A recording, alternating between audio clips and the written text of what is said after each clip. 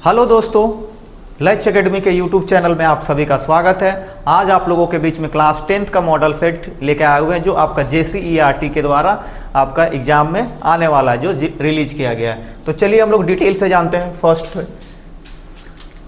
ये है हमारा क्लास 10th का, ठीक है, किसका है? क्लास 10th का। ये क्या है हमारा सब्जेक्ट? इंग्लिश का है, ठीक है, क्लास इंग्लिश का है।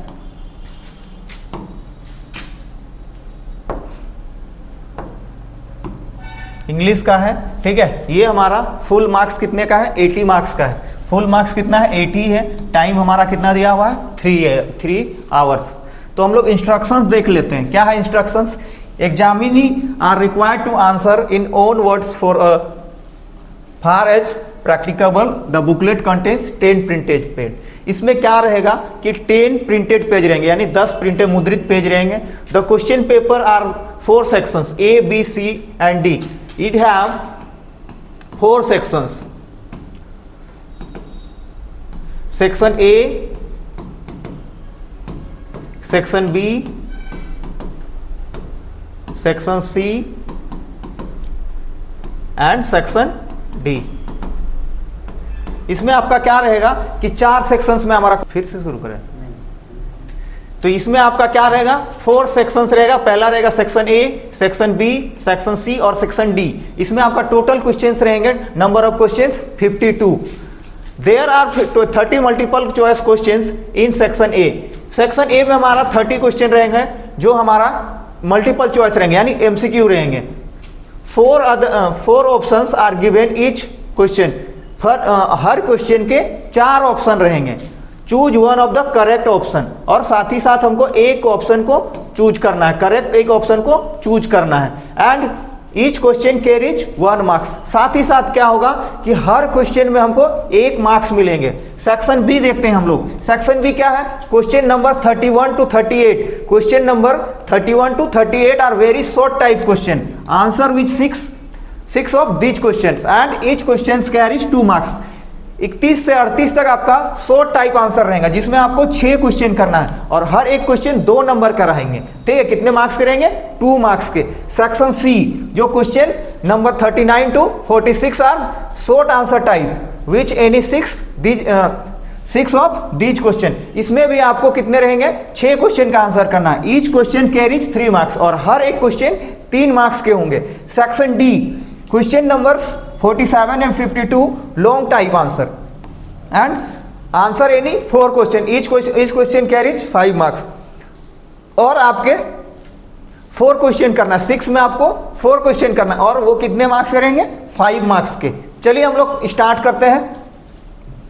पहला क्वेश्चन है हम लोग का, क्या है? सेक्शन ए से स्टार्ट होता है। आप जब भी एग्जाम देने जाइएगा तो आपका सेक्शन ए स्टार्ट होगा, पैसेज, ठीक है। तो आपको इसमें क्या है कि आप अच्छे से मार्क्स निकाल सकते हैं। हम आपको एक ट्रिक बता रहे हैं कि किस तरीके से आपको पैसेज सोल्व करना है। सबसे पहले आपको पैसेज को पढ़ना नहीं है, क्या करना है? क्वेश्चन को आपको नोट करना है, ठीक है। क्वेश्चन को आपको नोट करना है, पूरा क्वेश्चन नोट नहीं करना है, आपको शॉर्ट में करना है। जैसे आपका क्वेश्चन है what is the main cause of rising global temperature mentioned in the passage. तो आपको क्या करना है? मेन का लिखना है, मेन काउज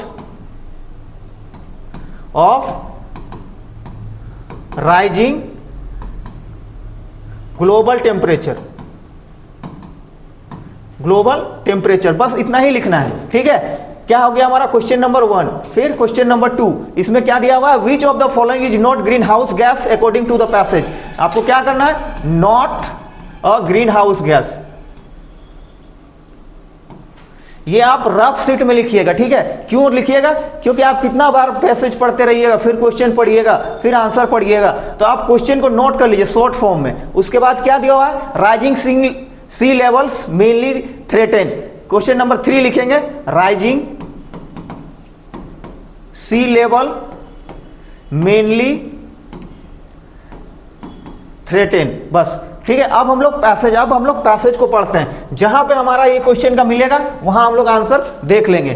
क्या है? चलिए स्टार्ट करते हैं। इन रिसेंट ईयर, यानी इन कुछ सालों में क्या था?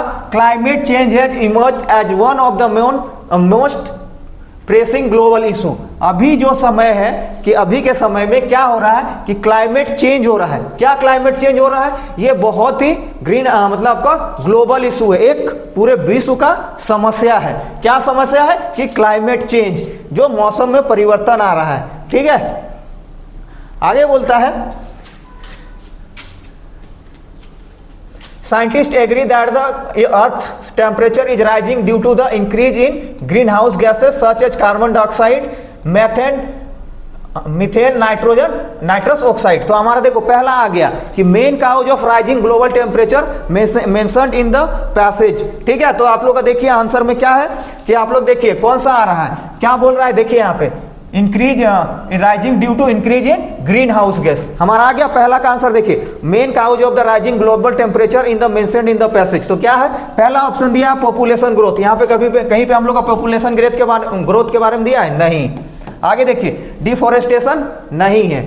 आगे देखिए increase in green house gas. तो हमारा आंसर क्या हो गया? Increase in green house gas. देखिए आप लोग का यहाँ पे दिया हुआ है, कहां पे दिया हुआ है? यहाँ पे ग्रीन हाउस गैस। किस में दिया हुआ?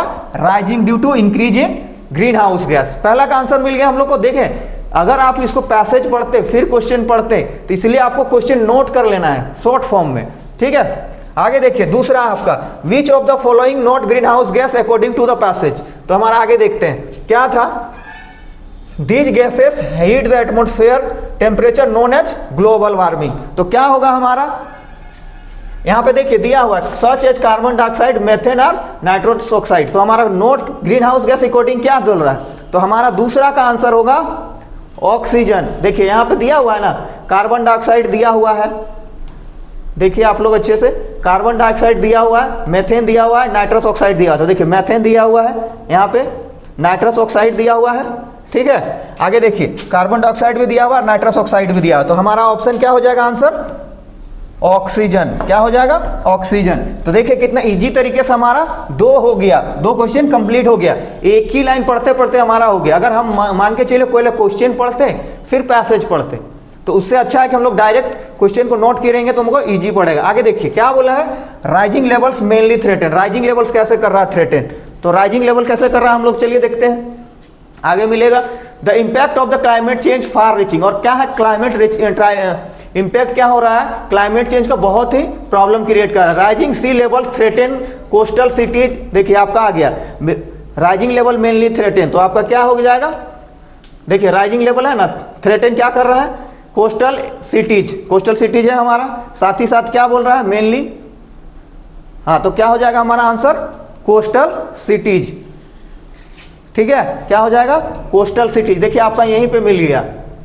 ठीक है, आगे बढ़ते हैं। आगे दिया हुआ है according to the passage one of the major effect of the unpredictable rainfall. तो अनप्रिडिक्टेबल रेनफॉल क्यों हो रहा है? देखिए अनप्रिडिक्टेबल रेनफॉल कहां पे है हमारा? देखिए आगे पढ़िए। Drought begging more the many species struggling habitat disappear in some regions farmer reduce yield unpredictable rainfall. देखिए कहां पे आ गया? Farmers facing reduce crop yield. तो क्या है हमारा ऑप्शन में? देखिए क्रॉप यील्ड है, देखिए रिड्यूस क्रॉप यील्ड। तो हमारा आंसर आ गया 4 का बी। ठीक है, आगे देखिए विच of the following not mentioned in the way reduce carbon dioxide. तो कौन सा आपका नहीं है? देखिए यहाँ पे कार्बन डाइऑक्साइड को रिड्यूस नहीं करता। देखिए carbon dioxide emission, impact policies, renewable energy sources, solar like wind production, absorb carbon dioxide and individual to contribute using energy efficiency and reducing waste, adopting sustainable lifestyle। तो हमारा को कितना number question का answer मिल गया? देखिए कितना number का मिल गया? देखिए क्या बोला है? Expanding coal mines. तो आंसर हमारा क्या हो जाएगा? Expanding coal mines. Using renewable energy था, प्रोटेक्टिंग फॉरेस्ट था और एनर्जी एफिशिएंसी भी था। आगे in word in irreversible of the passage, in the passage. Irreversible का मतलब क्या होता है? वर्ड क्या यूज किया गया? तो इरिवर्सिबल का क्या हो जाएगा? Impact impossible of to repair और चेंज। ठीक है, आगे देखिए what does the passage suggest to should take the action on climate change. तो क्या होगा आपका? देखिए सजेस्ट क्या किया है, देख लेते हैं हम लोग। Depends if fix damage climate change में irreversible putting and the environment human risk life. Scientist लोग क्या दिया है उसके बारे में देख लेते हैं।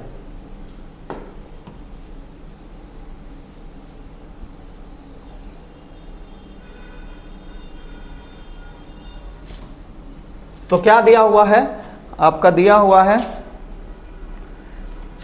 Both government and individuals. साथ ही साथ क्या होगा, गवर्नमेंट को और इंडिविजुअल को साथ में ध्यान रखना होगा। आगे देखिए, what is the tone of the passage. तो टोन ऑफ द पैसेज क्या होता है कि पैसेज किस तरीके का टोन दे रहा है, मतलब उसका जो मीनिंग निकल रहा है वो किस तरीके का निकल रहा है। तो कौन सा निकल रहा है आपका, होमरस, इंफॉर्मेटिव, वार्निंग, कैजुअल और सरकास्टिक। तो क्या दे रहा है हमारा आंसर, हमारा ये दे रहा है इंफॉर्मेटिव एंड वार्निंग। क्या इंफॉर्मेटिव और वार्निंग क्यों दे रहा है कि क्लाइमेट चेंज अभी क्या हो रहा है, बहुत अधिक चेंज हो रहा है। तो देखिए आपका कितना क्वेश्चन हमारा होगा, 8 मार्क्स आप अच्छे से निकाल सकते हैं। इसमें आपको क्या है, बस पैसेज को समझना है और पैसेज का आंसर ढूंढ के लिखना है। तो समझ लीजिए कि आपका 8 मार्क्स ये कंप्लीटली आपके हाथ में है, जेब में है।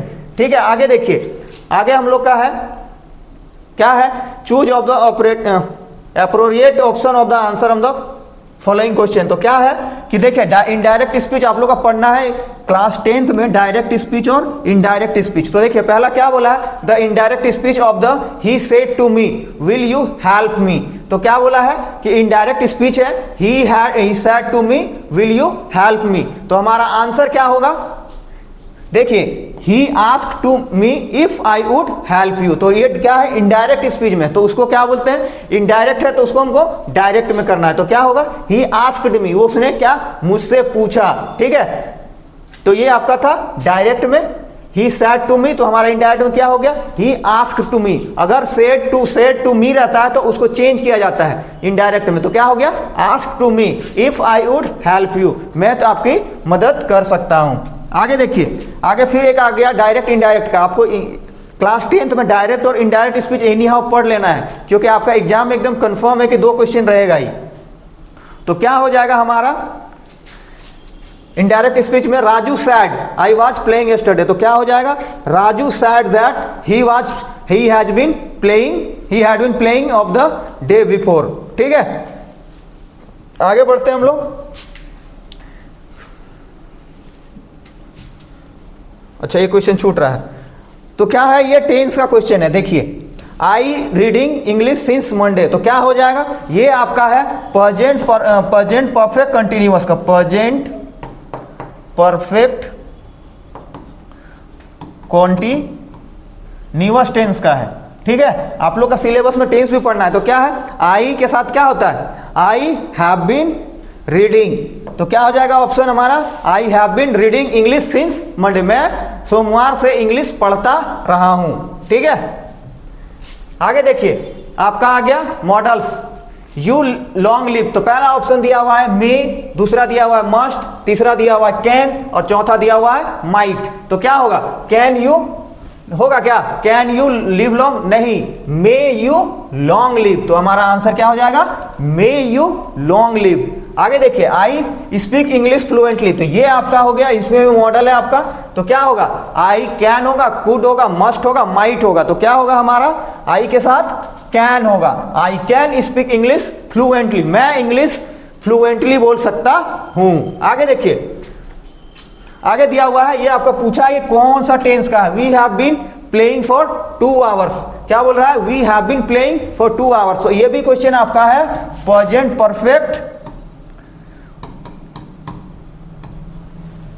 प्रेजेंट परफेक्ट कॉन्टिन्यूअस टेंस का। ठीक है, जब भी आपका क्या रहेगा, हैज बीन रहेगा, साथ में साथ आपका क्या रहेगा, फॉर रहेगा और टाइम दिया रहेगा। ठीक है, सिंस या फॉर रहेगा तो आपका क्या हो जाएगा, प्रेजेंट परफेक्ट कंटिन्यूअस। अगर आपका पास्ट परफेक्ट कंटिन्यूअस में क्या आ जाएगा, हैड बीन आ जाएगा। ठीक है, चलिए, तो इसका आंसर क्या हो जाएगा, प्रेजेंट परफेक्ट कंटिन्यूअस। आगे देखिए क्या दिया हुआ फिर से, आई विश क्या होगा, हैव, हैड, वर और नन। तो क्या होगा 15 का आंसर कि आई विश क्या होगा, आई के साथ क्या लगेगा, आई हैव, क्या आई वर हो जाएगा, I wish I were rich. यहां पे आपका क्वेश्चन ही गलत है। ठीक है, मैं बनूंगा, देखिए यहां पे नन हो जाएगा। ठीक है, क्या हो जाएगा, I wish I will rich. ठीक है, मैं बनूंगा। देखिए आगे, चेंज टू नेगेटिव सेंटेंस। क्या बोला है, ऑलवेज स्पीक द ट्रूथ। तो क्या होगा, इसका नेगेटिव सेंटेंस बनाना है, ऑलवेज स्पीक द ट्रूथ, तो हमारा क्या बनेगा, नेवर टेल अ लाई, क्या हमेशा सच बोलना चाहिए। तो क्या होगा इसका उल्टा, नेवर टेल अ लाई, यानी हमें कभी भी झूठ नहीं बोलना चाहिए। तो हमारा आंसर क्या हो जाएगा 16 का ए। ठीक है, देखिए अब आपका फिर से पैसेज आ गया। तो आप लोग को बताया था जो वही फॉर्मूला आप लोग को अप्लाई कर देना है कि पहले हम लोग को क्वेश्चन नोट कर देना है। क्या कर देना है, प्रांजल और राजवीर ट्रैवलिंग, इसका क्वेश्चन कैसे लिखेंगे शॉर्ट में, प्रांजल एंड राजवीर ट्रैवलिंग। तो कहां कर रहा था, देखिए Pranjal and Rajveer travelling to Assam, तो क्या हो जाएगा हमारा टू आसाम। ठीक है, आगे देखते हैं हम लोग क्या बोला है, what fascinated Rajveer during the train journey, क्या फैसिनेट किया, तो क्या फैसिनेट किया आपको देखते हैं हम लोग, fascinate by the endless stretch of the T buses, क्या हो जाएगा tea gardens, fascinated T buses, हाँ एंडलेस टी बसेस। तो देखिए आपका कहां पे है टी गार्डन्स, तो क्या हो जाएगा टी गार्डन्स, वो कहां जा रहा था टी गार्डन्स। आगे वेयर वाज टी डिस्कवर्ड, पहला हमारा कहां डिस्कवर्ड हुआ था चाय का। During the journey Rajvir at the some interesting fact tea about tea, he told that the tea first discovered in China, तो कहां हुआ था सबसे पहले टी का आविष्कार, चाइना में।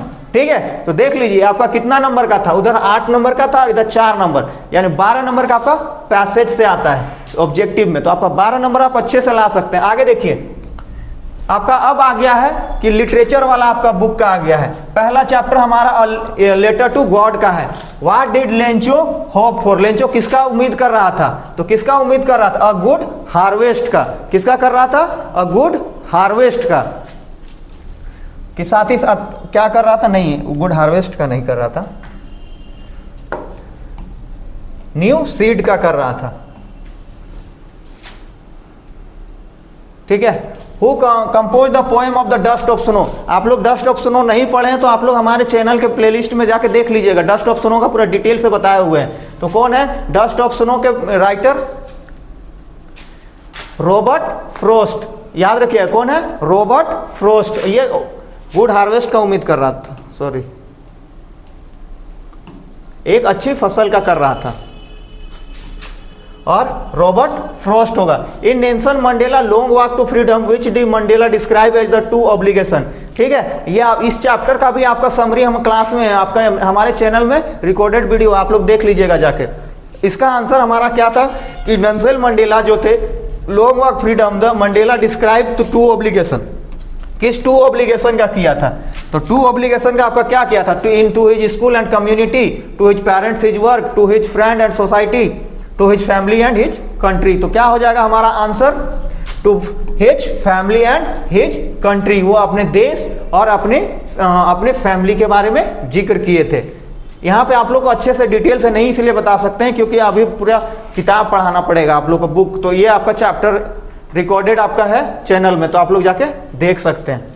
आगे देखिए the thief story, was the thief real name, उस चोर का क्या नाम था, उस चोर का क्या नाम था, रवि नाम था, अनिल नाम था, अरुण नाम था और हरि सिंह नाम था। तो क्या था उसका नाम, हरि सिंह था। उस चोर का नाम द थीप स्टोरी में मेन चोर का रियल नाम क्या था, हरि सिंह। क्या नाम था, हरि सिंह। ठीक है, क्या नाम था, हरि सिंह।